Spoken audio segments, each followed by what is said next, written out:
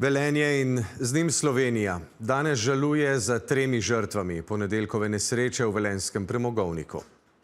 Dan žalovanja se je v Velenju začel z gasilskimi sirenami, ki so se prvič oglasile ob 12.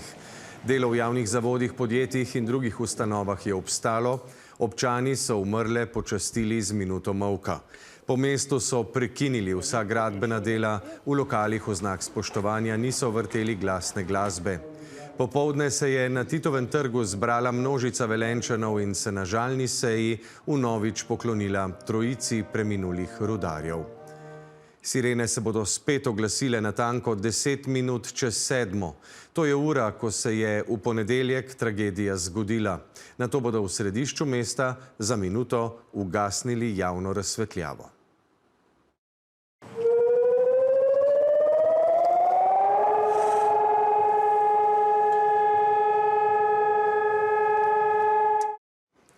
Sandi, Dejan, Mitja, zemlja vam je kruto odvzela življenja, a naj vam bo lahka. S temi besedami so se v čustvenem nagovoru od trojice preminulih rudarjev poslovili sodelavci, kameradi, rudarski bratje in si zaželeli še zadnji rudarski srečno. Žalne seje na Titovem trgu v Velenju se je udeležilo več kot 1000 rudarjev, tudi upokojenih. Slovesnost je spremljala Ema Čepon.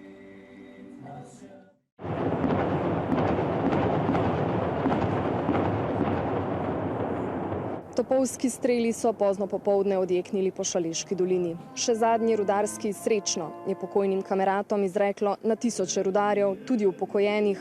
Vsi brez izjeme so prišli oblečeni v črne, posebej slovesne rudarske uniforme, ki so rezervirane za najbolj žalostne priložnosti, kot je slovo od 3 rudarskih bratov.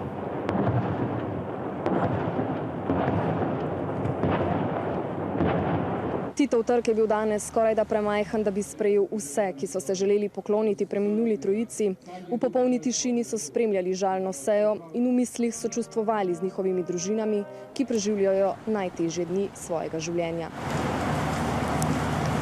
Sandi, Dejan, Mitja. Zemlja vam je kruto vzela življenja, a naj vam bo lahka, je čustven nagovor začel direktor rudnika. So bili več kot le sodelavci.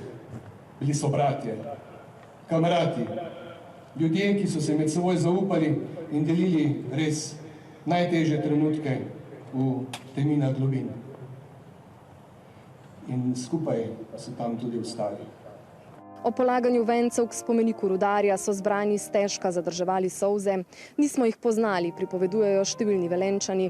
So pa rudarji naši bratje, očetje, možje, prijatelji in vemo, pravijo, da s svojim delom pod zemljo poganjajo življenje na površju in se v podzemlje vsak dan spustijo z vednostjo, da jih morda ne bo več nazaj.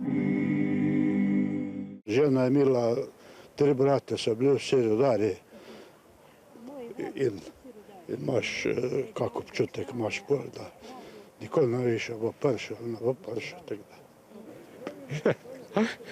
Delali smo podzemno skupaj. Mi pa smo še tu. Velenje, te dni je samen 1. november. Počivajte v miru in zadnji rudarski srečno. Narava je mnogo prehitro vzela življenja 3 sodelavcev, izredno izkušenih, predanih in požrtvovalnih knapov, pravih kameratov. Ta nesreča nas je vse pretresla in spomnila na krhkost življenja, so danes poročili tudi iz sindikata Premogovnika Velenje. Da se tudi sami čutijo dolžne poskrbeti za družine preminulih, pravijo, in tiste, ki lahko, prosijo za pomoč, bodisi z nakazilom, bodisi z SMS sporočilom.